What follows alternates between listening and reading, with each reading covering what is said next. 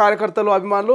But ఏదేమైనప్పటికీ బండి భగీరథ్ వివాదం తర్వాత తొలిసారి నాంపల్లిలోని బీజేపీ స్టేట్ ఆఫీస్కి బండి సంజయ్ రావడం కొంత ప్రాధాన్యత సంతరించుకుంది. బండి సంజయ్ రాకతో కొంత అభిమానులు కార్యకర్తల్లో జోస్ కనిపిస్తున్నట్టుగా తెలుస్తుంది.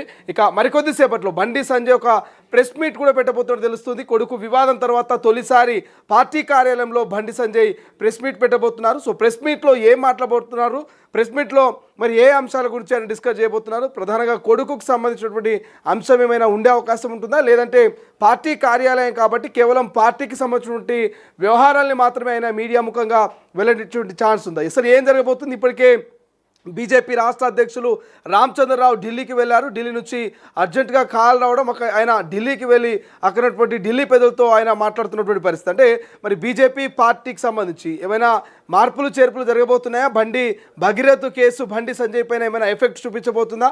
అసలు ఏం జరగబోతుంది బీజేపీలో అనేది మనం కొద్ది రోజులు వెయిట్ చేస్తే కానీ తెలియనటువంటి పరిస్థితి. బట్ బండి సంజయ్ మాత్రం మొదటిసారి కొడుకు వివాదం తర్వాత పార్టీ ఆఫీస్కి వెళ్ళడం మాత్రం కొంత చర్చనీయాంశంగా మారుతున్నటువంటి పరిస్థితి. అభిమానులు కార్యకర్తలు బండి సంజయ్ని కలుస్తున్నారు, ఆప్యాయంగా మాట్లాడుతున్నారు, ఆయనకు భరోసానిస్తున్నటువంటి పరిస్థితి అయితే ప్రస్తుతం మనకు తొలి వెలుగు స్క్రీన్ మీద విజువల్ ద్వారా కనిపిస్తోంది.